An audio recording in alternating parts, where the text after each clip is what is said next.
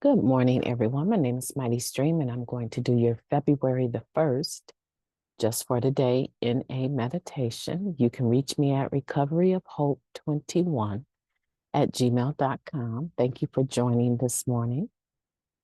Let's go ahead and get into the meditation. I will be hosting the international meeting that I post down below at 5 a.m.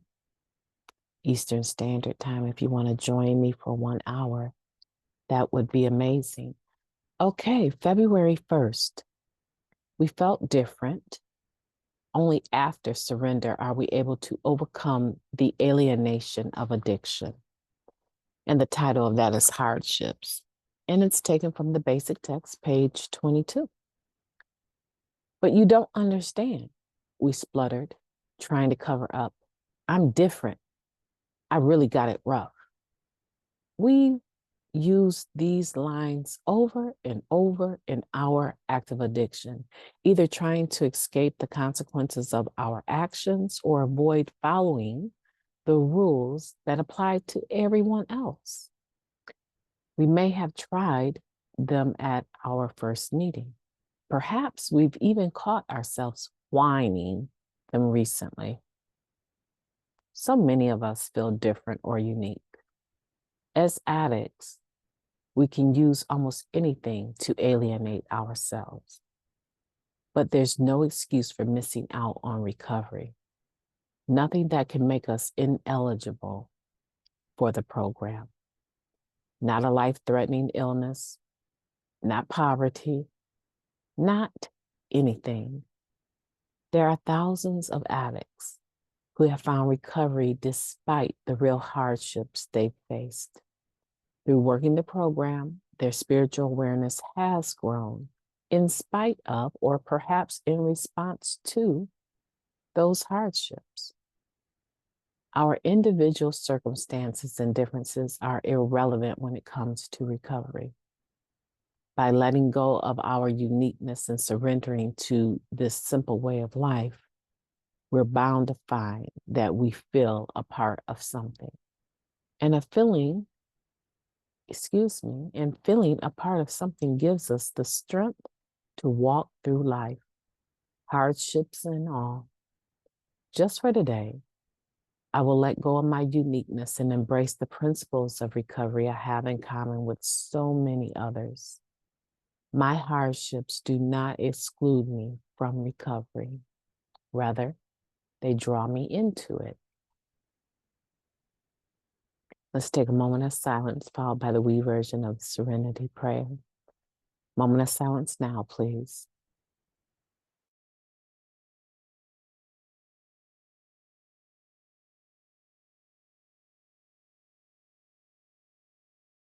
God, grant us the serenity to accept the things we cannot change, the courage to change the things that we can, and the wisdom to know the difference. Just for today, please and thank you.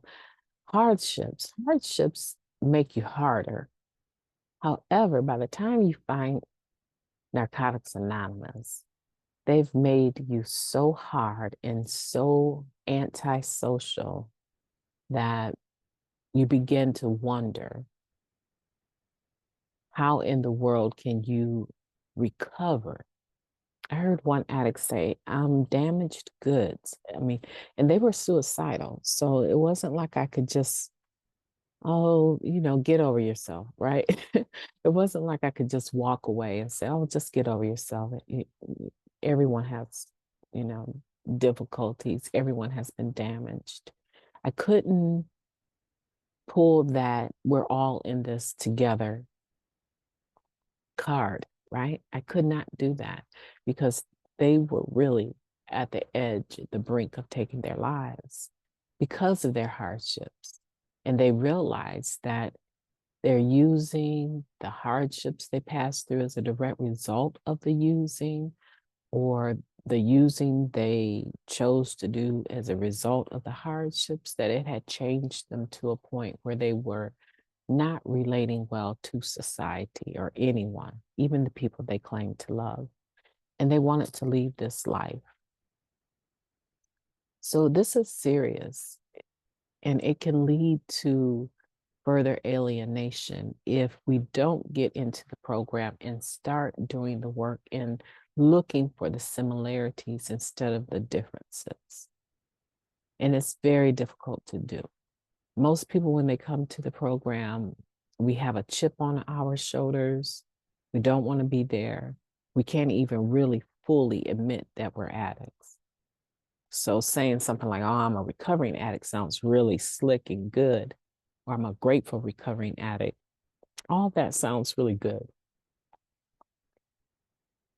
And it can change the brain waves as far as how we're looking at it. But the bottom line is that you wouldn't be a recovering addict if you had never been an addict. That's the bottom line. And sometimes we don't want to accept that. And that is troublesome, because when we don't have any acceptance of this disease of addiction and we criminalize the disease of addiction, even in our minds, because other people have done it, the last to be lost is the stigma of once an addict, always an addict. So even we have done that to other addicts. And that in and of itself is problematic because it causes a person to refrain from getting to the exact nature of their behavior and dealing with it. But Narcotics Anonymous gives us a way out. It gives us a solution. And if I had to relay my initial experience, it took me a long time to get through the steps. It took me a long time to find the right sponsor. And I really, really, really struggled with the word addict. I really struggled with it because I had an ideal of what an addict was. And I really felt that I was one of those functional people, right? I never lost a job. I didn't think I was homeless. I think after I got clean, I actually ended up without my home due to a divorce. But, I didn't really associate the stereotypical ideal of an addict with myself. And it was very hard to get some acceptance. And when my relatives would say, you're an addict, I would become so infuriated.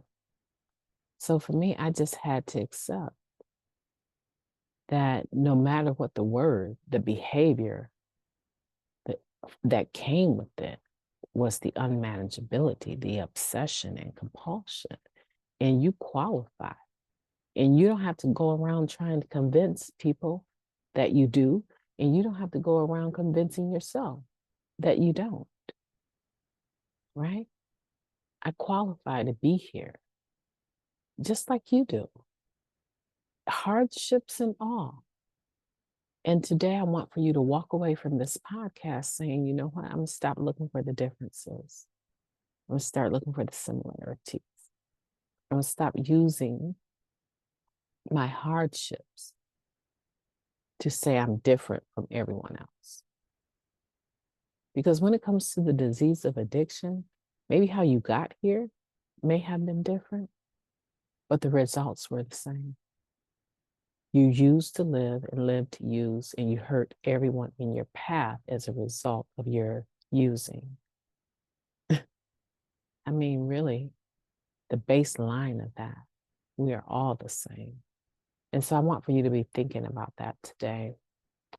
And I want you to let go of your uniqueness in that sense and embrace the principles of recovery that you have found here, that you have in common with other people, other addicts, and that your hardships don't exclude you from recovery, but they have drawn you here. And so now that you're here, let's roll up our sleeves and do some work. Speaking of doing some work, guess what, you guys? I decided to start the coverage of the steps. I've been talking about it, but I actually posted the first video on step 1. And I went through the first 8 bullets. And if I can find some time in my morning, I'm going to start the second section of step 1 under denial. And I invite you to listen to that. If you're looking forward to going through your steps, this could be your entry, your help to get started till you get your sponsor and stuff. And I just hope it blesses everyone. I'm going to have a beautiful day. I got to get going here. I hope that you have a beautiful day on purpose. I know you can do it. It's February 1st.